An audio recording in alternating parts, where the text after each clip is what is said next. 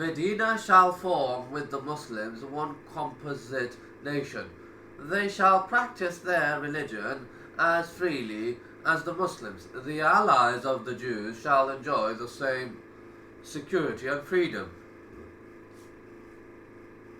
The guilty shall be pursued and punished. The Jews shall join the Muslims in defending Medina all enemies.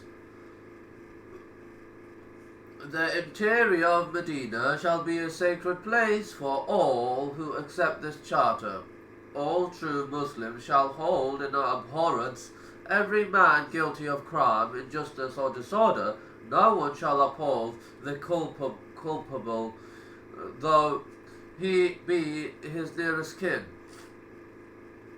After dealing with the interior management of the state, the Charter concluded as follows: all future disputes arising among those who accept this Charter shall be referred under Allah to the Prophet.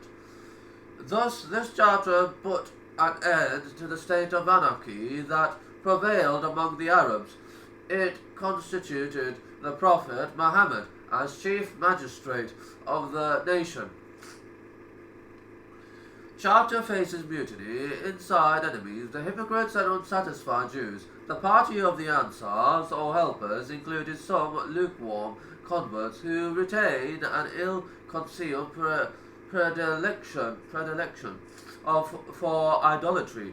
These were headed by Abdullah, a man with some claims to distinction. They ostensibly joined Islam, but in secret were disaffected.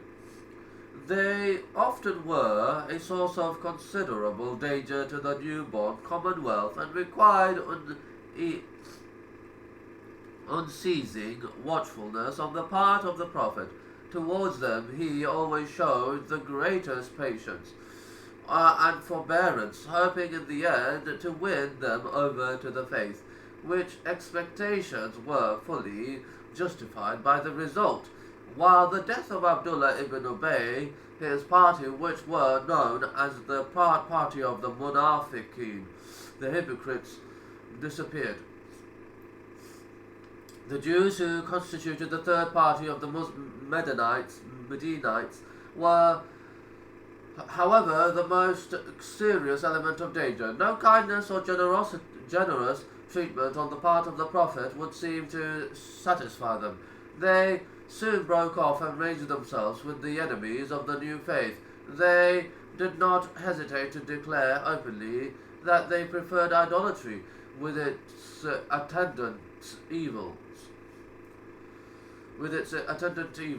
to the faith of Islam. Thus, the Prophet had to keep an eye on his enemies outside Medina on the one hand, and those within the city on the other.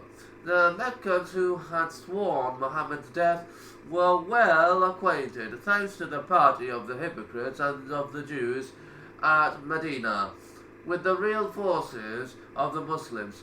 They also knew that the Jews had accepted Muhammad's alliance only from motives of contemporary expedience, and that they would break away from him to join the idolaters.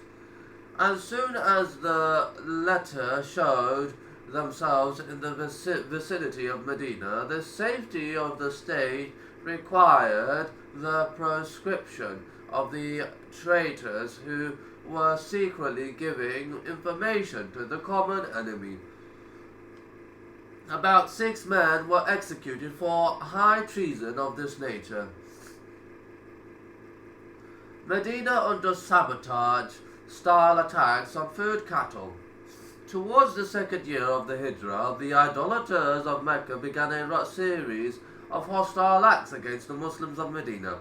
They sent men in parties to commit depredations on the fruit trees of the Muslims of Medina and to carry away their flocks. Now came the moment of severest trial to Islam. It became the duty of the Prophet to take serious measures to guard against any plot rising from within or a sudden attack from without.